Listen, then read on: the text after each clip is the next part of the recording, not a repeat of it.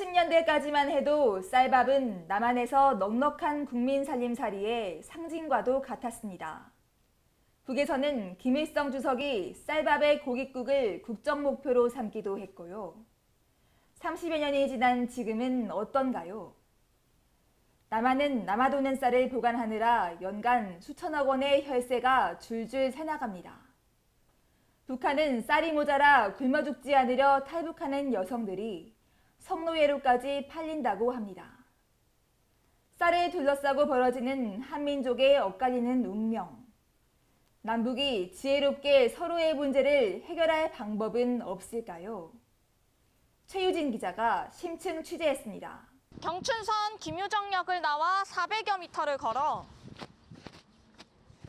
김유정 문학촌이 펼쳐집니다. 김유정의 등단작이 1935년 신문사 신춘문예에 당선된 소설 소낙비입니다. 가난에 시달리다 야반도주한 소낙비 주인공 춘호와 아내. 춘호는 먹고 살 방도가 없자 돈을 벌어오라며 아내를 때려 내보냅니다. 동네 부자 이주사에게 이원을 받고 몸 파는 것이 아내가 할 수 있는 유일한 돈벌이였습니다. 구타 속의 생존을 위해 몸 파는 여성. 단순히 일제강점기 소설 속 허구일 뿐일까요? 김유정의 소낙비 속 춘호 아내는 80여 년 뒤 오늘날 북한을 탈출한 여인의 복선이었습니다.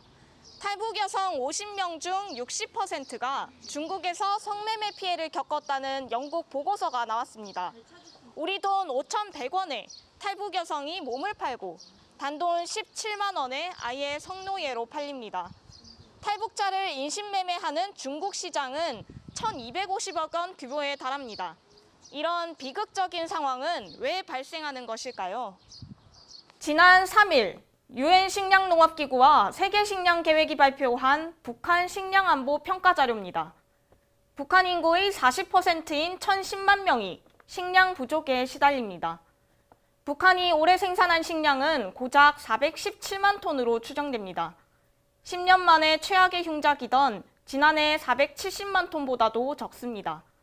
하지만 올해 북한에서 필요한 식량은 무려 576만 톤, 예정된 수입량 20만 톤과 국제기구 지원 2만 1,200톤을 더해도 136만 톤이 모자랍니다.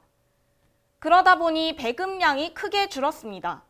북한의 1인당 하루 식량 배급은 300g으로 지난해 550g보다 22%나 감소했습니다. 굶어 죽기 직전 탈북해보지만 결과는 앞서 본 대로 여성들의 성노예 전락입니다.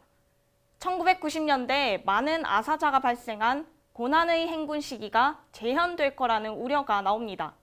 작년 2월 달에 유엔 북한 대사 김성 대사가 국제사회에 이제 식량이 올해 부족하다 도와달라 하는 그 이야기를 했는데 지금은 그 배급 제도가 상당히 무너졌어요. 지금은 완전히 그게 셧다운 됐죠.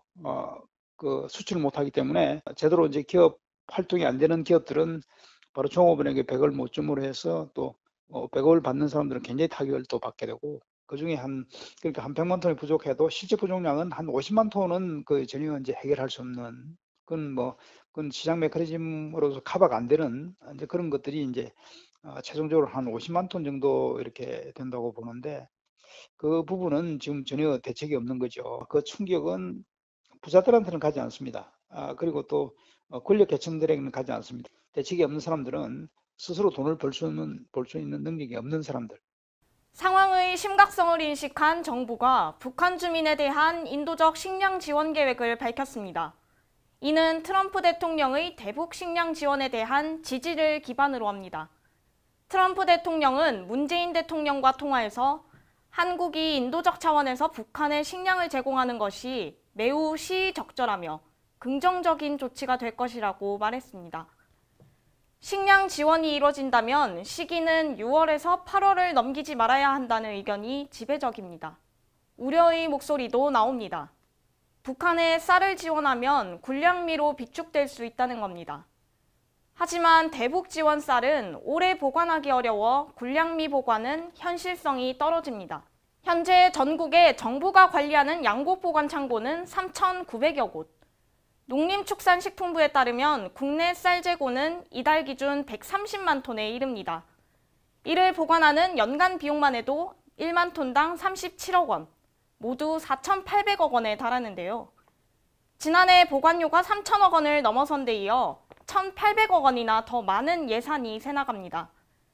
더욱이 이렇게 예산을 잡아먹는 쌀은 결국 먹을 수 없게 된다는 겁니다. 그래서 사료용으로 공급합니다.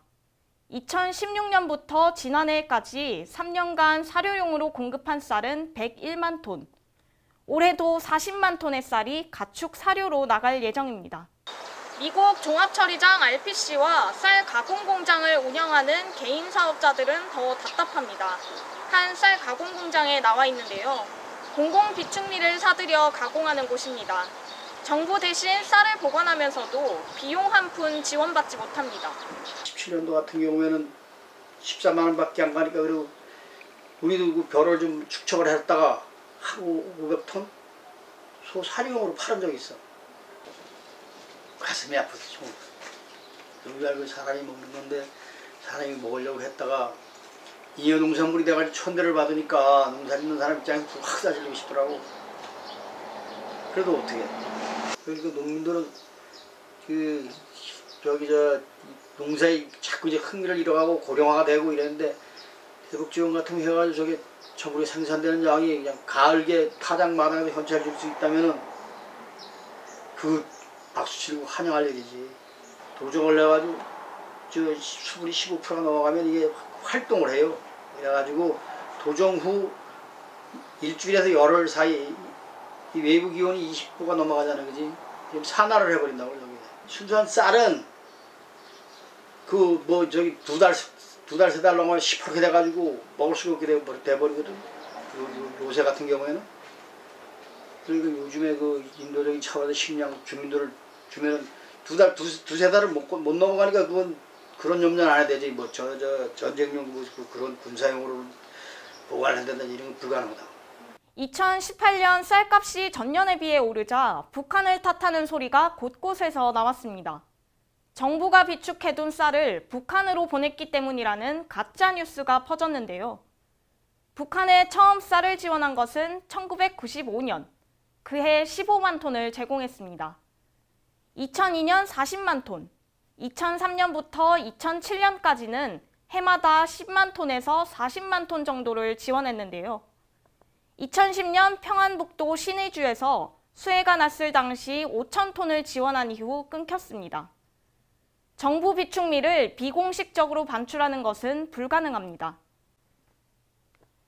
지난 21일 더불어민주당 조정식 정책위의장은 대북 식량 지원이 일석사조 효과가 있다고 밝혔습니다. 식량난에 처한 동포를 돕고 관리 비용을 절감하며 국제사회의 책임 있는 일원으로서 인도주의적 의무를 다하고 대화의 동력을 이어갈 수 있는 효과가 있다며 대북 지원을 퍼주기라 주장하는 것은 근거가 없다고 비판했는데요. 조 정책위의장은 쌀 29만 5천 톤을 지원하면 약 1,100억 원의 관리 비용이 절감된다고 말했습니다. 남한에서 쌀은 예산을 갉아먹다 가축 사료로 쓰입니다. 굶주림에 시달린 북한 주민 일부는 타국에서 성노예가 돼서야 쌀밥을 먹습니다. 남한에서 천대받는 쌀은 타국에서 고통받는 북한 주민의 삶을 바꿀 수도 있습니다. 과거 서독은 동독과 정치적 논쟁을 벌이면서도 인도적 지원을 멈추지 않았습니다. 1973년부터 1990년 통일까지 18년간 서독은 동독에 574억 달러를 지원했습니다.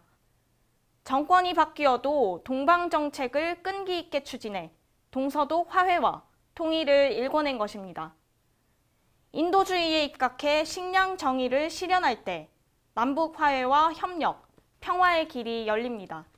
단비뉴스 최유진입니다.